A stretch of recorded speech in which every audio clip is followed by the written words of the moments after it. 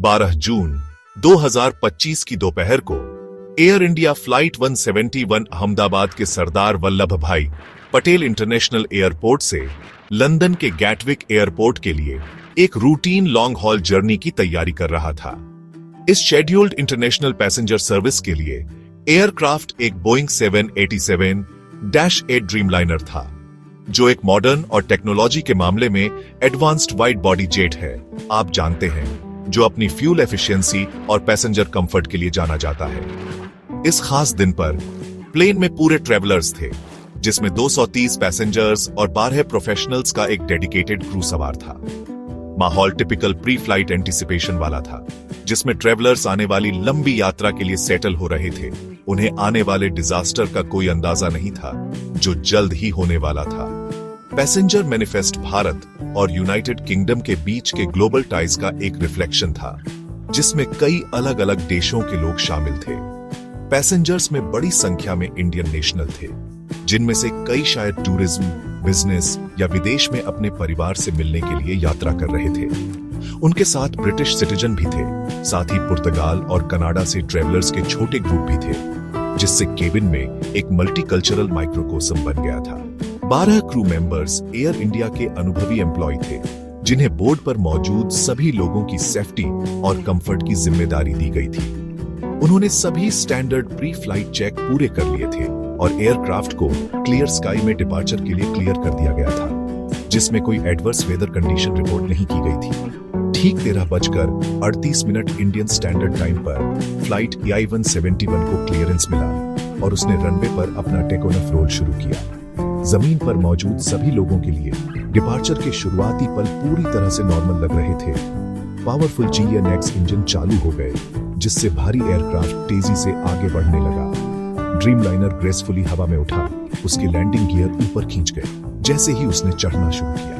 अपनी उड़ान के पहले कुछ सेकंड के लिए सब कुछ ठीक वैसे ही चल रहा था जैसा उसे चलना चाहिए था, स्टैंडर्ड ऑपरेटिंग प्रोसीजर का पालन करते हुए, जो हर दिन दुनिया भर में हजारों सफल टेकोनॉफ को नियंत्रित करते हैं। पायलट अपनी चढ़ाई पर ध्यान केंद्रित कर रहे थे और पैसेंजर्स अपनी डेस्टिनेशन का इंतजार कर रहे थे। पहला इंडिकेशन कि कुछ बहुत गलत था एयरक्राफ्ट के जमीन छोड़ने के तुरंत बाद सामने आया। जैसे ही पायलटों ने क्लाइंब आउट सीक्वेंस शुरू किया, उन्हें शायद इंजन थ्रस्ट में अचानक और गंभीर कमी महसूस हुई होगी। इस अप्रत्याशित विफलता ने हाईली ऑटोमेटेड कॉकपिट में अलार्म की एक श्रृंखला शुरू कर दी होगी, जिसमें तुरंत और सटीक प्रतिक्रिया की मांग की गई होगी। पायलट ऐसी इमरजेंसी के लिए प्रशिक्षित एयरक्राफ्ट का कंट्रोल बनाए रखने के लिए संघर्ष करते हैं, जो अब ऊंचाई हासिल करने के लिए संघर्ष कर रहा है। एक रूटीन डिपार्चर का शांत माहौल पल भर में टूट गया। उसकी जगह एक घनी आबादी वाले शहरी इलाके से कुछ 100 फीट ऊपर एक खराब मशीन के खिलाफ जीवित रहने के लिए एक हताश संघर्ष शुरू हो गया। कॉकपिट में संघर्ष छोटा लेकिन तेज था। कम ऊंचाई पर पावर के गंभीर नुकसान का सामना करते हुए फ्लाइट क्रू ने मेडे घोषित किया, जो एयर ट्रैफिक कंट्रोल को सबसे गंभीर इमरजेंसी का संकेत था। यह डिस्ट्रेस कॉल फ्लाइट EI-171 से मिली आखिरी कम्युनिकेशन थी। टेकोनफ और एंटिम प्रभाव के बीच के केवल 30 सेकंड में पायलटों ने भारी जेट को हवा में रखने के लिए संघर्ष किया। हालांकि पर्याप्त थ्रस्ट के बिना और एयर स्पीड के लिए कम ऊंचाई के साथ उनके प्रयास दुखद रूप से व्यर्थ थे। एयरक्राफ्ट अपनी चढ़ाई को बनाए रखने में असमर्थ तेजी से नीचे उतरना शुरू कर दिया। एयरपोर्ट के पेरीमीटर से ठीक परे व्यस्त मेघानीनगर पड़ोस की ओर अनियंत्रित रूप से मुड़ गया। बोइंग 787 सीधे BJ मेडिकल कॉलेज के हॉस्टल ब्लॉक में क्रैश हो गया, जो अहमदाबाद में एक प्रमुख संस्थान है। प्रभाव विनाशकारी था, जिससे एक बड़ा विस्फोट हुआ, क्योंकि एयरक्राफ्ट के फ्यूल टैंक लंदन की लंबी यात्रा के लिए भरे हुए थे, जल उठे। हॉस्टल की संरचना टूट गई, टक्कर के बल से लगभग तुरंत ढह गई। प्रत्यक्षदर्शियों ने आग, धुएं और गिरने वाले मलबे का एक भयानक दृश्य बताया, जो एक बड़े क्षेत्र में फैल गया। क्रैश ने न केवल एयरक्राफ्ट को नष्ट कर दिया, बल्कि जमीन पर भी भारी तबाही मचाई, जिससे सीखने और उपचार का एक केंद्र अकल्पनीय हॉरर और नुकसान का दृश्य बन गया। इमरजेंसी सेवाओं को तुरंत भेजा गया। एक अराजक और खतरनाक वातावरण का सामना करना पड़ा। अग्निशामक, पुलिस और मेडिकल टीमें घटनास्थल पर पहुंची, जहां उन्हें एक भयंकर आग और एयरक्राफ्ट और ढही हुई इमारत दोनों के अस्थिर मलबे का सामना करना पड़ा। उनकी पहली प्राथमिकता आग से लड़ना और मलबे के बीच किसी भी संभावित जीवित बचे व्यक्ति की तलाश करनी है। इन फर्स्ट रेस्पॉन्डर्स के वीर प्रयासों को विनाश के विशाल पैमाने और सेकेंडरी एक्सप्लोजन या आरजे स्ट्रक्चरल कोलैप्स के लगातार खतरे से बाधित किया गया। उन्होंने धुएं और गर्मी के बीच अथक रूप से काम किया, समय के खिलाफ एक हताश दौड़ में मुड़े हुए धातु और मलबे के परिदृश्य में नेविगेट किया। डिजास्टर का मानवीय नुकसान चौंकाने वाला था। एयरक्राफ्ट में सवार 242 लोगों में से एक को छोड़कर सभी क्रैश में मारे गए। जमीन पर त्रासदी और बढ़ गई क्योंकि कम से कम 38 लोग, उनमें से कई मेडिकल कॉलेज के छात्र और कर्मचारी, अपनी जान गंवा गए थे।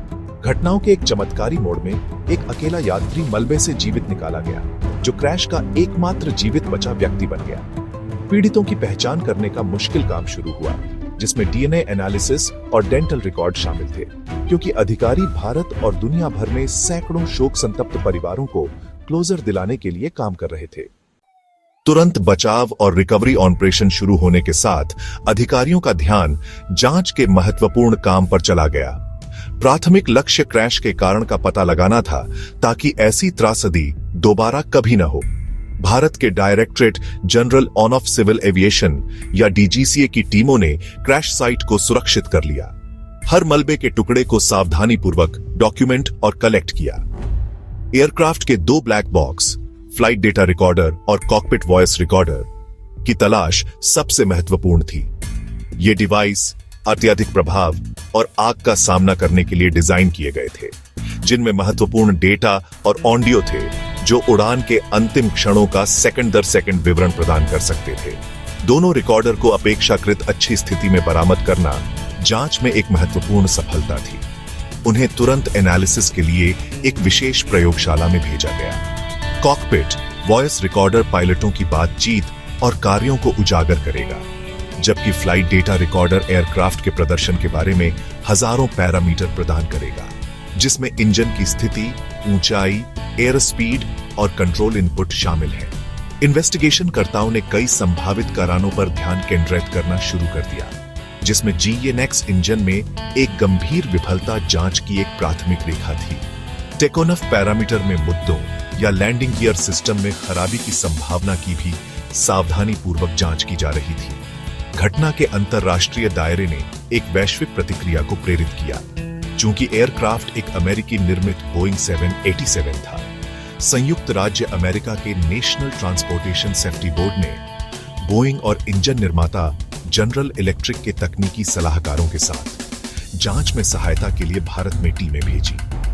यह सहयोग प्रमुख विमानन दुर्घटनाओं में मानक प्रक्रिया है और यह सुनिश्चित करता है कि सभी उपलब्ध विशेषज्ञता जटिल तकनीकी विश्लेषण पर लगाई जाए।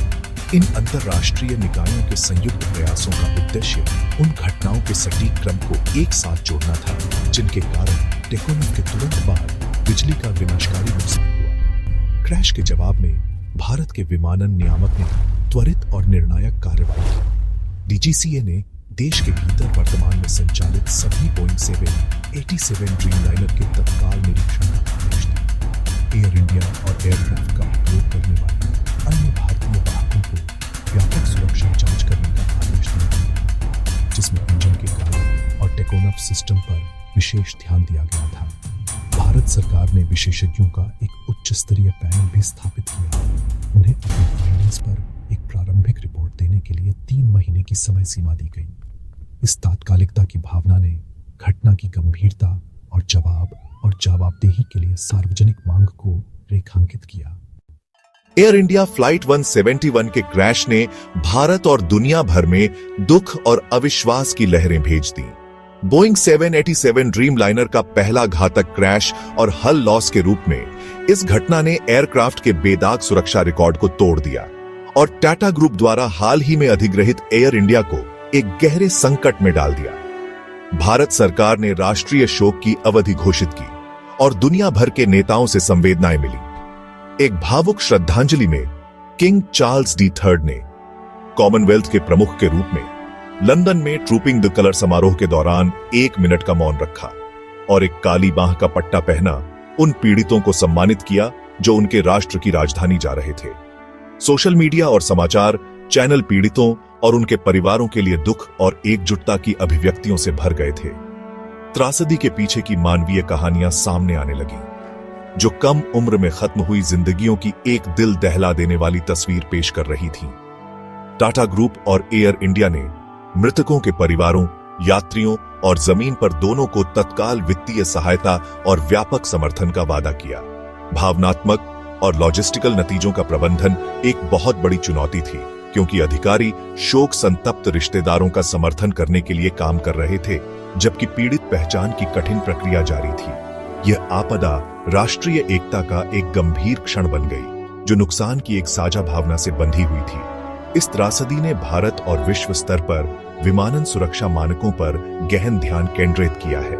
यह एक कठोर अनुस्मारक के रूप में कार्य करता है कि आधुनिक तकनीक के बावजूद हवाई यात्रा में निहित जोखिमों को कभी भी पूरी तरह से समाप्त नहीं किया जा सकता है। जांच के निष्कर्षों की दुनिया भर की एयरलाइंस, निर्माताओं और नियामकों द्वारा जांच की जाएगी। किसी भी पहचान योग्य यांत्रिक दोष, प्रक्रियात्मक कमियां या डिजाइन के मुद्दे अनिवार्य रूप से अनिवार्य सुरक्षा निर्देशों और पायलट प्रशिक्षण प्रोटोकॉल में बदलाव का कारण बनेंगे। लक्ष्य इस विनाशकारी घटना से हर संभव सबक सीखना है, ताकि सुरक्षा जाल को मजबूत किया जा सके, जो हर दिन लाखों यात्रियों की रक्षा करता है। आगे देखते हुए आगे का रास्ता जांच, जवाबदेही और सुधार पर केंद्रित एक बहुआयामी दृष्टिकोण शामिल है। जांच पैनल की अंतिम रिपोर्ट एक महत्वपूर्ण दस्तावेज होगी, जो बोइंग 787 और संभावित रूप से अन्य एयरक्राफ्ट के लिए विमानन सुरक्षा के भविष्य को आकार देगी। पीड़ितों के परिवारों के लिए दुख के माध्यम से यात्रा लंबी और कठिन होगी, लेकिन जवाबों की तलाश दर्द के बीच उद्देश्य का एक आभास प्रदान करती है। एयर इंडिया और पूरे विमानन उद्योग के लिए फ्लाइट 171 का क्रैश सुरक्षा के उच्चतम संभव मानकों के लिए नए सिरे से प्रतिबद्धता के लिए एक उत्प्रेरक के रूप में काम करना चाहिए, यह सुनिश्चित करते हुए कि ऐसी आपदा कभी दोहराई न जाए।